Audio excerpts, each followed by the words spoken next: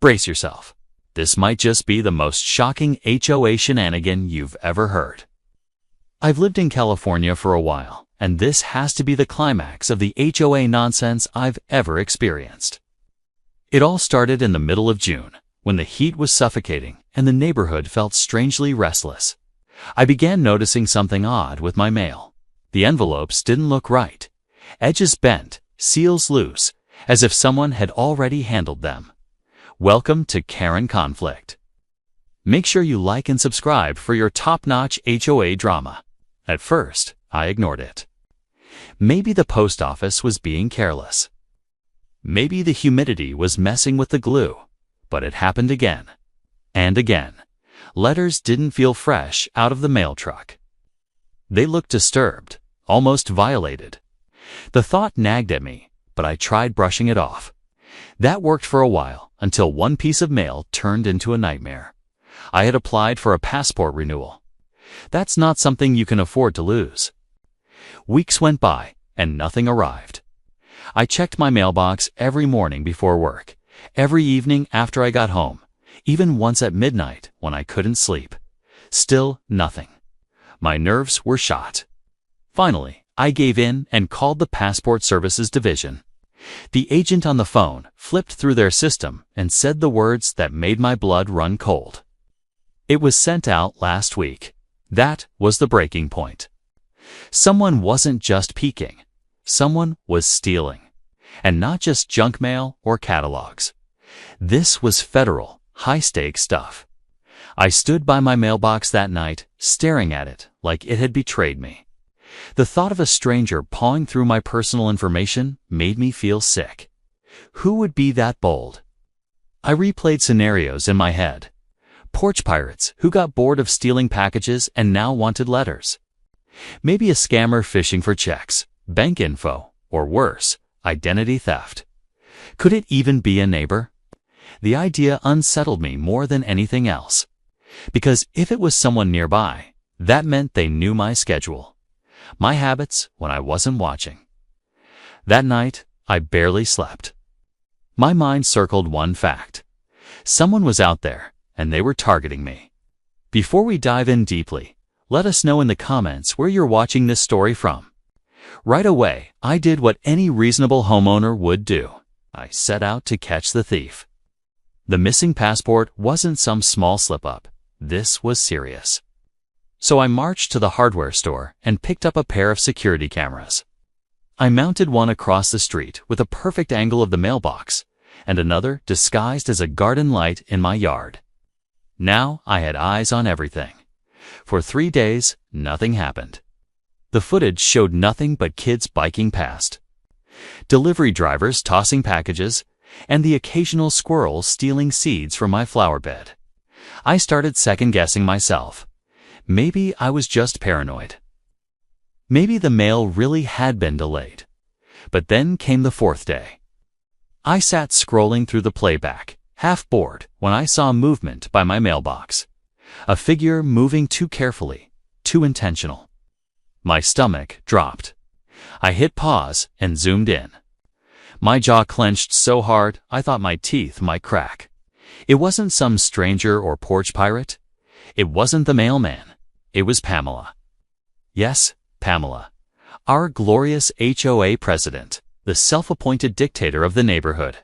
The woman who sent violation letters for leaving trash cans out 5 minutes too long, who measured lawns with a ruler, who once fined a neighbor for having unapproved curtains.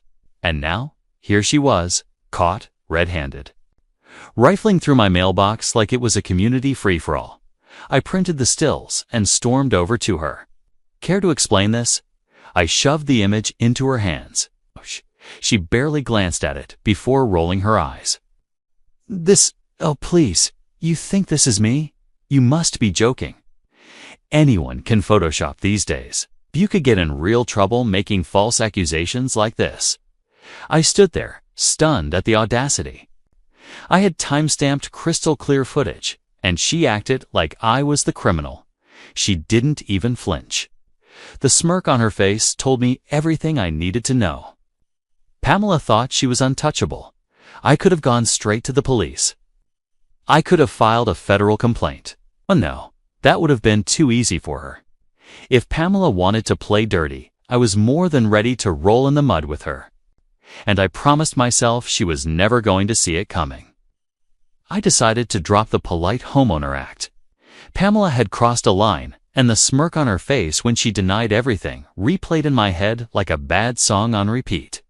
If she thought she was untouchable, then fine. I'd make her feel the ground shake under her feet. I wasn't about to lose more mail, and I sure wasn't going to let her keep laughing at me. So I went old school petty revenge. I started doing research, scrolling through forums, watching videos, and even asking a friend who worked in electrical maintenance for some advice. I wanted something harmless enough not to land me in jail, but strong enough to burn the memory into her brain forever. That's when the plan was born. I was going to rig my mailbox with a jolt of electricity, my thing deadly, just enough voltage to make her scream, and regret every nosy impulse she ever had. I bought the equipment and spent a weekend in my garage putting it together. It was almost therapeutic, wiring everything, running cables neatly, and connecting the mailbox to a hidden switch inside my house. I tested it carefully, flipping the switch on, giving it a light tap, and seeing a spark snap across the metal. Perfect. For safety, I kept it off most of the time, only planning to activate it when the timing was right. According to the camera footage, Pamela usually struck around 3 p.m. when she assumed everyone was at work, so I set the stage. That day, I pulled my car out of the driveway and parked it a few blocks down to make it look like I wasn't home. Inside, I waited like a hunter in a blind, coffee in hand, eyes glued to the live camera feed. At noon, the mailman arrived, dropped my letters, and left. By 3 o'clock sharp, like clockwork, Pamela appeared. She glanced up and down the street, then strutted toward my mailbox with that smug confidence she carried everywhere. She fiddled with the latch, leaned closer, and just as her fingers slipped inside, I flipped the switch. The crackle snapped through the air, and Pamela's shriek could have been heard across the entire block. She jerked back, flailing, her hair puffing up like she'd stuck her head in a balloon factory. And yes, I had it all recorded in glorious HD. The moment Pamela got zapped, she dropped the mail like it was radioactive and let out a scream that rattled the birds out of the trees. She staggered backward, clutching her hand, hair frizzed out like a deranged cartoon character. Neighbors peeked from windows, some even stepping outside to see what the commotion was. Pamela, realizing she had an audience, tried to save face. It shocked me. She wailed dramatically, stomping her foot like a toddler. "This mailbox is rigged. This is illegal." She spun around to see if anyone would rally to her cause, but instead, people were biting back laughter. A teenager across the street even pulled out his phone and started recording. Within minutes, her scream turned into the soundtrack of the neighborhood group chat. Pamela snatched the fallen mail, shoved it against my porch, and attempted to walk off with dignity. But her hair was still standing on end like she'd wrestled a toaster. The more she tried to act unfazed, the harder people laughed. By the next morning, screenshots of the video were already circulating online. Her wild-eyed expression mid-shock becoming an instant meme. The captions were brutal. "When you find out stealing mail is a federal crime and Pamela meets karma." Now, here's the twist. Pamela never called the cops. She could have tried, but she knew the moment she did, my video evidence of her tampering would surface. Federal mail theft isn't a neighborhood slap-on-the-wrist violation. It's jail time. So instead, she went quiet. Dead quiet.